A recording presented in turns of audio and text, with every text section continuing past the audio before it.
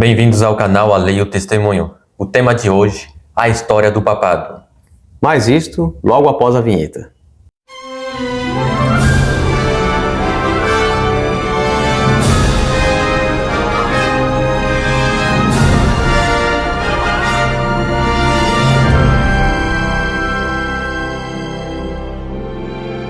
Olá! Em primeiro lugar, nós queremos dizer que, em momento algum, estamos tentando atacar a Igreja Católica Apostólica Romana, que os nossos irmãos católicos não se sintam ofendidos. Estamos apenas esboçando o que a Bíblia e a profecia bíblica dizem. Não se sintam ofendidos, por favor. Então, o primeiro texto está em Apocalipse capítulo 2, o verso 2 ao 5, falando a respeito da primeira igreja. Diz assim: Conheço as tuas obras e o teu trabalho e a tua paciência, e que não podes sofrer os maus, e puseste à prova os que dizem ser apóstolos e o não são, e tu os achaste mentirosos. E sofreste e tens paciência, e trabalhaste pelo meu nome, e não te cansaste. E esta primeira igreja representa o começo da igreja cristã. Ou seja, são 7 igrejas que representam a história da igreja cristã durante todos os séculos. Então vemos que aqui resume justamente a época dos apóstolos. Conheço tuas obras, o teu trabalho, a tua paciência. Ou seja, eles passaram por perseguição, colocaram à prova aqueles que se diziam apóstolos, mas não eram. Trabalhaste pelo meu nome, né? Justamente. E não te cansaste. Mas não termina por aí. Continua dizendo: Tenho, porém, contra ti que deixaste o teu primeiro amor. Lembra-te, pois, de onde caíste, e arrepende-te e pratica as primeiras obras. Quando não, brevemente a te verei e tirarei do seu lugar o teu castiçal, se não te arrependeres. Então vemos que, posterior à morte dos apóstolos, a igreja cristã tinha caído em apostasia. E vemos que eles deixaram o primeiro amor, Que é Cristo Jesus. justamente. E recebe uma exortação de praticar as primeiras obras, Dos apóstolos. justamente. Então o próximo texto está em Efésios, capítulo 5, 23 a 24. Porque o marido é a cabeça da mulher, como também Cristo é a cabeça da igreja, sendo ele próprio o salvador do corpo, de sorte que, assim como a igreja está sujeita a Cristo. Então Cristo, ele é a cabeça da igreja. A igreja deve obediência a Cristo em tudo. Como? Através de sua palavra, obedecendo a sua palavra. Justamente. E vemos que até mesmo o pai da igreja, Inácio de Antioquia, tinha dito que sem os bispos e os presbíteros não havia igreja. Mas não é isso que diz a Bíblia. Justamente, rejeitaram a Cristo. E o segundo ponto é justamente sobre a tradição oral. Em Romanos capítulo 10, o verso 17, nos diz: De sorte que a fé é pelo ouvir, e ouvir pela palavra de Deus. Ou seja, o ouvir, que é justamente a tradição, principalmente oral, ela tem que estar sujeita à palavra de Deus. E o que não vemos na tradição dos bispos é a sujeição à palavra de Deus. Ao contrário, existem contradições à palavra de Deus. A primazia é da palavra de Deus.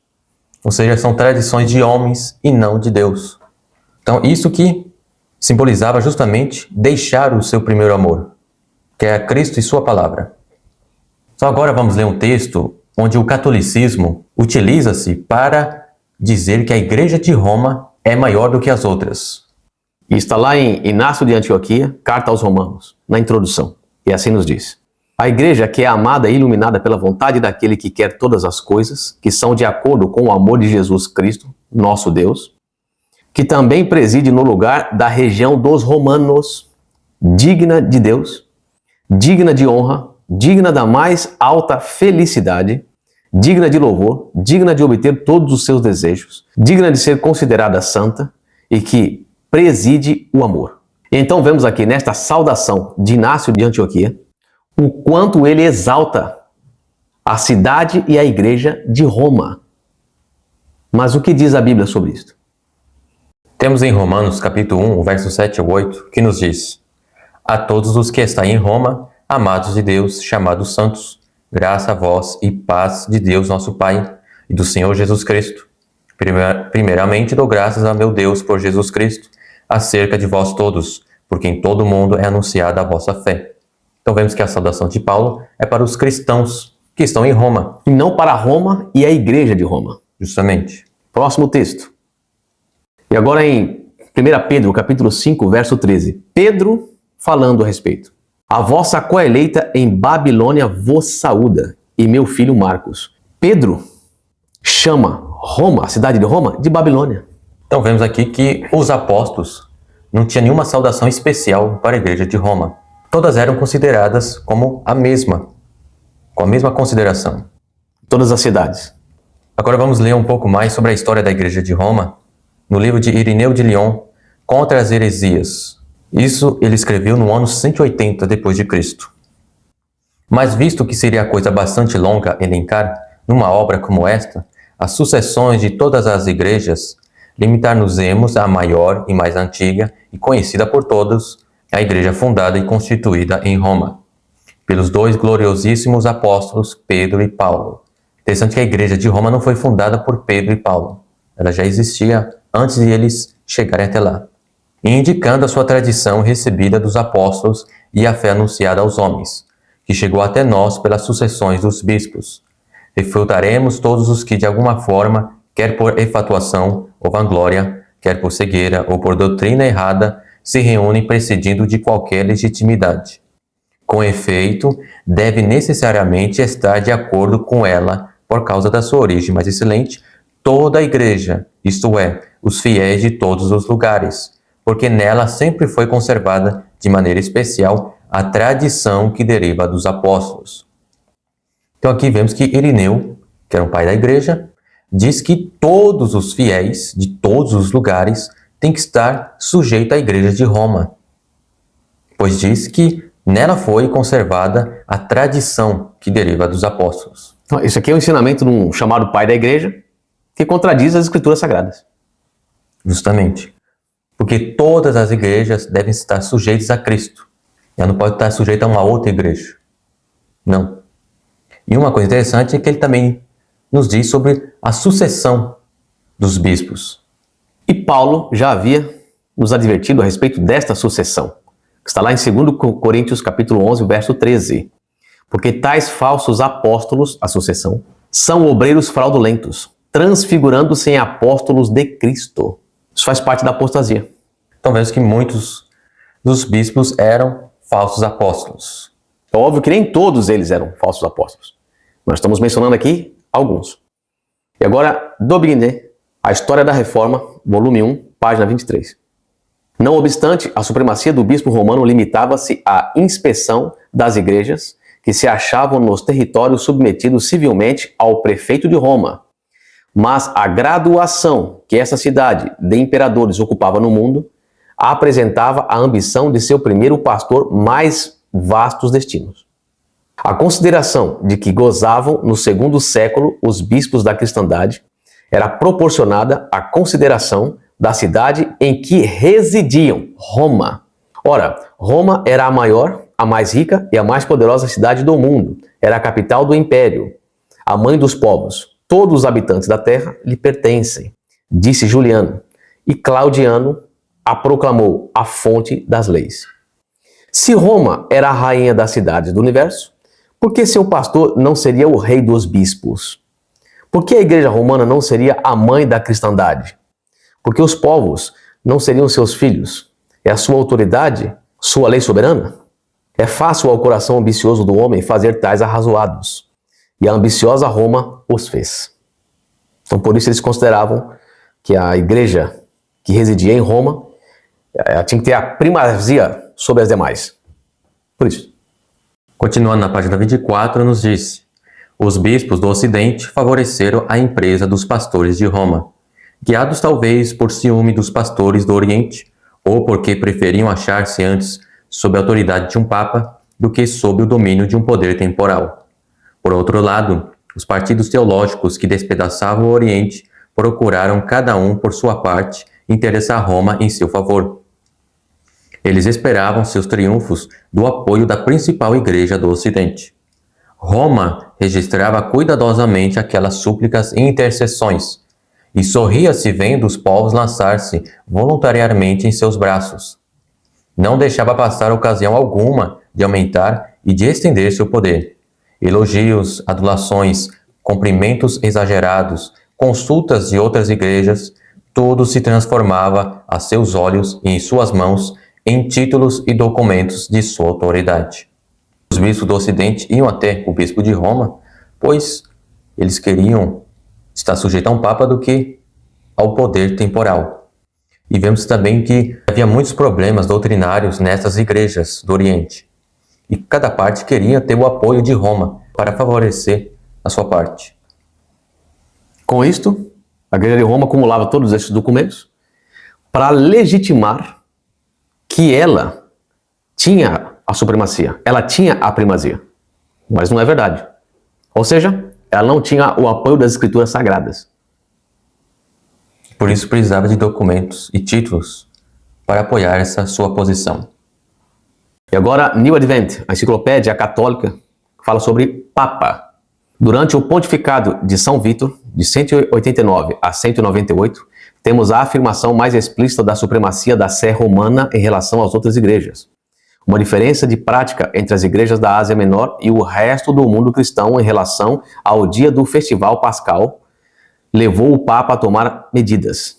Vítor ordenou que as igrejas asiáticas se conformassem ao costume do restante da igreja. Qual o costume? Bom, na Ásia, comemorava-se a Páscoa no 14º dia do mês. Porém, a igreja da época, as demais igrejas de Roma, queria que fosse num domingo. Não podia ser em qualquer dia. Tinha que ser num domingo. E queria ajustar as igrejas da Ásia com o restante das igrejas. Por isso houve esse problema. Mas foi recebido com resistência determinada por Polícrates de Éfeso, que alegou que seu costume derivava do próprio São João. Victor respondeu com uma excomunhão. No entanto, Irineu exortou Victor a não expulsar as igrejas do Oriente, e o bispo de Roma voltou atrás de sua decisão. Justamente no pontificado de São Vítor foi usado o emprego de força por Roma. Agora, um outro fato notável foi justamente a ação do imperador Aureliano por volta do ano 270. Um sínodo de bispos havia condenado Paulo de Samosata, patriarca de Antioquia, sob acusação de heresia, e elegeu Dominus bispo em seu lugar. Paulo se recusou a se retirar e apelou ao poder civil, que era na época a rainha Zenóbia. No final de 272, no entanto, quando o imperador Aureliano derrotou Zenóbia, Paulo perdeu sua proteção. Aureliano permitiu que as duas partes, a favor e contra Paulo, apresentassem seus casos perante seu próprio tribunal. O imperador decretou que aquele que fosse reconhecido pelos bispos da Itália e pelo bispo de Roma deveria ser reconhecido como ocupante legítimo da sé. O imperador pagão reconheceu que o bispo de Roma tinha primazia sobre toda a cristandade. E um fato interessante é que a igreja, ela pediu o auxílio do poder temporal, do poder gentil. Para que pudesse julgar o caso. Justamente. Porém, o que diz a Bíblia? 1 Coríntios, capítulo 6, verso 1. Ousa alguém de vós, tendo algum negócio contra outro, ir a juízo perante os injustos e não perante os santos? A Bíblia condena isto. Temos também Mateus, capítulo 18, verso 15 ao 17. Ora, se teu irmão pecar contra ti, vai e repreende-o entre ti e ele só. Se te ouvir, ganhaste a teu irmão. Mas se não te ouvir, leva ainda contigo 1 ou 2, para que pela boca de 2 ou 3 testemunhas toda a palavra seja confirmada. E se não as escutar, dize-o à igreja. E se também não escutar a igreja, considera-o como gentil e publicano. Então vemos que as questões internas da igreja têm que ser resolvidas de forma interna, não ser levadas para os tribunais gentios. Mas a igreja da época não fez isso. Justamente. Desobedecia ao que a Bíblia dizia. E uma coisa interessante é que a igreja dos bispos dessa época dizia que o surgimento dessa igreja se deu na época dos apóstolos. Ou seja, tudo que os apóstolos pregaram, eles mantinham. Mas nesta questão, eles não fizeram isso. E agora, Eusébio, História Eclesiástica, livro 8, capítulo 1. Olha que Eusébio, bispo da época, falou sobre o estado da igreja, de sua igreja. Mas desde que nossa conduta mudou, passando de uma maior liberdade ao orgulho e à negligência, e uns começaram a invejar e injuriar aos outros, faltando pouco para que fizéssemos a guerra mutuamente com armas mesmo, e os chefes dilaceravam os chefes com as lanças das palavras. Os povos se lançavam contra os povos e uma hipocrisia e dissimulação sem nome alcançavam o mais alto grau de malícia. Então o juízo de Deus, com parcimônia, como gosta de fazer, quando ainda se reuniam as assembleias, suave e moderadamente suscitava sua visita, começando a perseguição pelos irmãos que militavam no exército. E nós, como se estivéssemos insensíveis, não nos preocupamos sobre como tornar-nos benévola e propícia à divindade, mas como alguns ateus que pensam que nossos assuntos escapam a todo cuidado e inspeção, íamos acumulando maldades sobre maldades, e os que pareciam ser nossos pastores rechaçavam a norma da religião, inflamando-se em mútuas rivalidades, e não faziam mais do que aumentar as rixas, as ameaças, a rivalidade e a inimizade e ódio recíprocos, reclamando encarniçadamente para si o objeto de sua ambição como se fosse o poder absoluto. Então, o próprio Eusébio mostra que a condição da igreja era terrível. Igreja controlada pelos bispos, igreja que se diz infalível. Não é bem assim. E continuando no capítulo 2, diz: Era este o ano 19 do império de Diocleciano, e o mês de Distro.